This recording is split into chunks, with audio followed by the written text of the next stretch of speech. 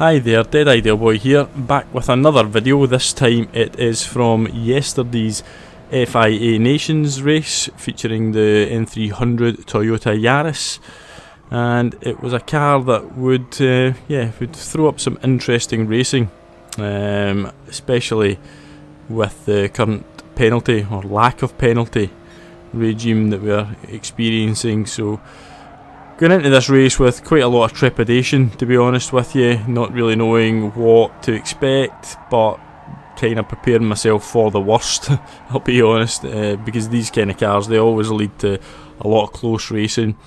The brakes aren't that good on them, the steering's a bit, well, it's kind of a bit iffy.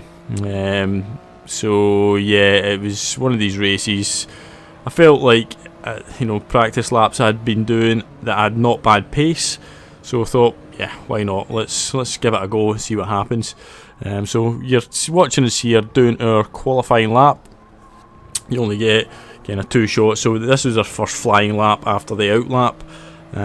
You either have to nail this one or you're on to the second lap with worn tyres, and that was an issue. The tyre wear was going to be an issue in this race at times 9.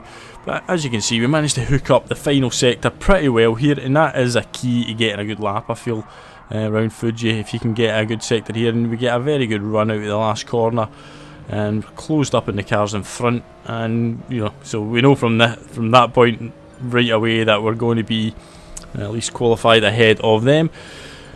As you see, we're approaching the line. Where are we going to finish? Yep, unbelievably, we've managed to grab pole position, albeit there's a lot of other laps still had to come in, but that was the pole position lap. We'd managed to secure it. So straight on to the race, starting on the medium tyres. One thing, what I would say here is that I did not expect to get pole position, so that was as much as a shock to me as it was probably to you watching. If you've watched my streams, sometimes I'm a little bit erratic when it comes to qualifying, but anyway, off we set down the straight, heading for turn 1, and to be honest with you, at this point I'd realised I didn't know where the braking point was, and a massive F. I just kept going, and honestly, looking back at it, it's just so painful to watch even just now. And what it did also do is it gave us dirty tyres coming into this turn, and as you can see from the radar, we get nudged wide, and then what's that, 3-4 cars just go careering past us. So yeah, it's just been a disaster here. So we're down to P11, P10 now from P1, and then we get hit again into that. Now what that did was it probably made the cars think that I had lunged them, but you could see clearly from the radar that I got punted. So I've probably got a bunch of angry people now behind me, and that was just the way this race would sort of go. And as we come into another heavy braking zone, watch that radar. Getting absolutely swarmed upon. It's like watching a swarm of bees or something attack something. But yeah, we only lost 1 position, thankfully, to the fellow Brit GT Button F1. So at this point I'm just trying to keep myself together. I managed to almost send up the inside there, but my head was scrambled, to say the least, from the sort of high in expectation of starting in P1 and actually nailing a qualifying lap when it counted in an FIA event, to coming back down the home straight P10. Crucially though, on the wrong tyres really for this position, because we're on the medium tyre because we started at the front. As we go past somebody there, it must have been 7 a penalty, they're going very, very slowly. We're drag racing now, GT Button F1 down to turn 1, but the thing is, yeah, we're on the medium tyre, so I'm pretty confident that we're going to I'll have the stopping power at least. But look at the radar again, we get punted again, sent wide, and we've lost the position that we had made up. So from looking like we're going to go into P9, we end up getting overtaken again. So P11, GM in front, it's a 7.5 second penalty. However, yeah, it was just absolute dread any time you come into a braking zone at this stage when you're in the mid-pack. If you get away from the front, then great, but if not, and actually I send one up the inside there. I'll be honest with you, I was just a bit annoyed by that point because I knew that the Norwegian had hit me at turn 1 to send me wide, so I just thought, well, we're going to have to fight fire with fire here. You know, if you don't just get your elbows out for the rest of this race, you're just going to go backwards fast. And again, look at the radar, hit again into the braking zone every single time. And because there's no penalties, nobody's getting penalised as such. Those penalties you can see in the background, they're actually corner, they're track limit penalties. They're not actually penalties for hitting anybody, they're just track limit penalties for going across the chicane. So we have found ourselves again, at least we managed to make up a couple of positions, and we're into P8 now, still following our Brit friend at GT button F1, and there's penalties behind us. So at this point now we think at least we're going to get a bit of respite. We don't need to worry about anybody absolutely murdering us at turn 1. Surely this time we can relax, as they'll serve penalties behind us, and you can see the delta gaps opened up finally. So yeah, we've got a little bit of breathing room on the medium tyre, like I was saying, which is the wrong tyre to be on if you're fighting mid-pack. It just is the wrong tyre. So I know that like the car in front will be on the hard tyres and the cars all behind will be on the hard tyres, so it's just going to be damage limitation now, surely, for the rest of this race. You know, or can we make up some spaces? Well, you're going to find out as we start to sort of hunt down GT button F1, because we've clearly got the pace here.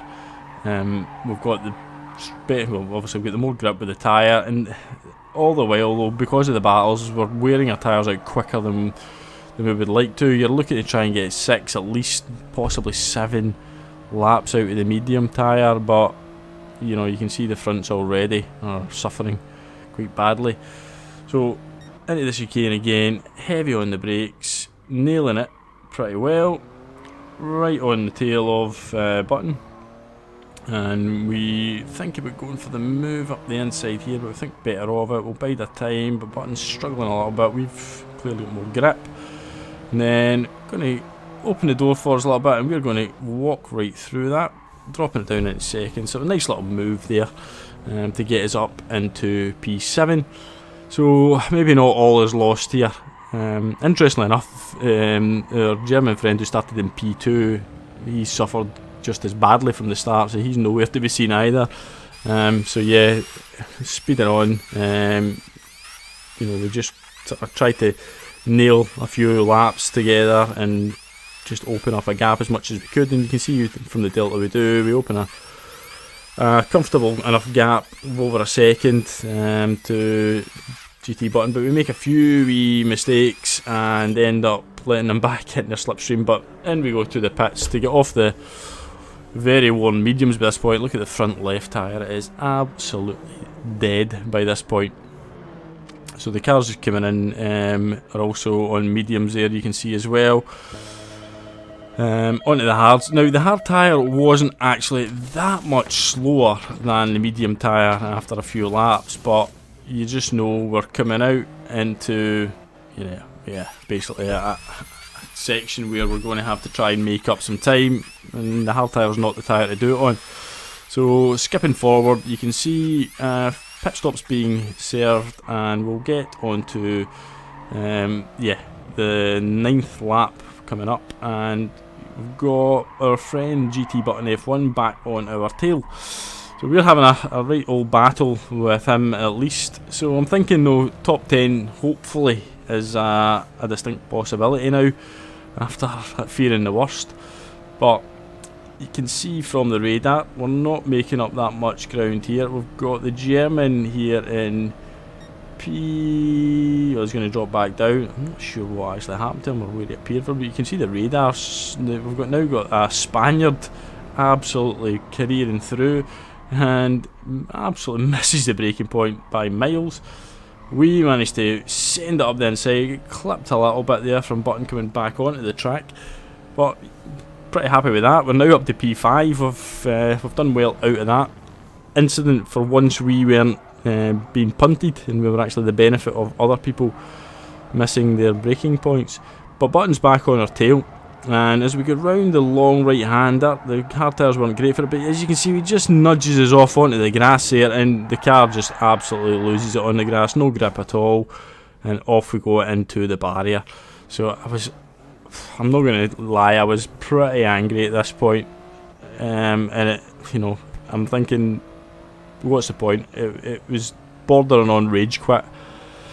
And we've got the Norwegian behind us now as well, who had sort of had some incidents earlier on with when we were unceremoniously punted at turn 1. He sends himself a bit deep there. We try and get the cut back, and again we're just battling now to try and get a top 10 position, and it was soul destroying, to be honest with you. But we're not going to give up. We're going to fight on, see what we can do. It was the last slot of the day, and I had limited time, so it was my only slot of the day. So I was just trying to get some sort of result. As you can see, somebody's sending one up the inside of us, hits us over into the Norwegian. So we're the meat in the sandwich there. The Norwegian probably thinks we've hit them, but no, it was actually the Brit, Costa Marcello, who came up the inside, hit into us. It's just a knock-on effect. It was such a mess, this race, every single time we got to any heavy braking zones. We're now in a situation where we've got the slipstream here. We're going to have to watch where we brake, because we're going to be on probably harder tyres. They're on mediums, and as you can see again, we're nudged. The Norwegian just sandwiching us, probably thinking that I did the same thing to them back at the last turn, but obviously they're not aware that I was getting pushed. So here we are now. We've got 3 cars in front of us, we've got 1 on the inside of us. We managed to hold it, and we'll skip forward because we managed to stay kind of on their tails and get involved. But again, when you're involved in groups like this, it's just a lottery as to who's going to come out best off it. You can see the German going wide there. We managed to pick up that place pretty easily, and we've got the Romanian and the Norwegian in front of us. So going back down the straight, we've now got Luca Brima, who is a guy I've raced against a number of times. Very nice guy, but we do get a little bit of contact from them, which is just unfortunate. By this point, to be honest with you, it was almost beyond caring, and I expected things like this to happen. So we're coming down into turn 1 again. We're keeping it nice and clean, and we managed to go side by side with Luca through that turn, and we're going to come up here to the left-hander, so nobody's really willing to give way, so we managed to go around it side by side, and all well and good here. I was actually pretty surprised. Luca kept it nice and clean, probably the first person to do that, and then coming round the long right hander, and we just get hit from the back by him, and it just sends us out wide. It kind of tries to not take advantage of it, but then hits us again, and you can see he actually puts his hazards on almost as if to apologise for it. But I mean, what can you do? There's no penalties anymore, so you just kind of have to suck it up. As Costa Marcello, who'd had a bit of contact with us earlier, makes a move and gets ahead of us, but we managed to get a nice little cut back on him there, back into the path of the slipstream of Luca Brima. But Costa Marcello then sends one up the inside, barely hanging on, and the German makes a move. As we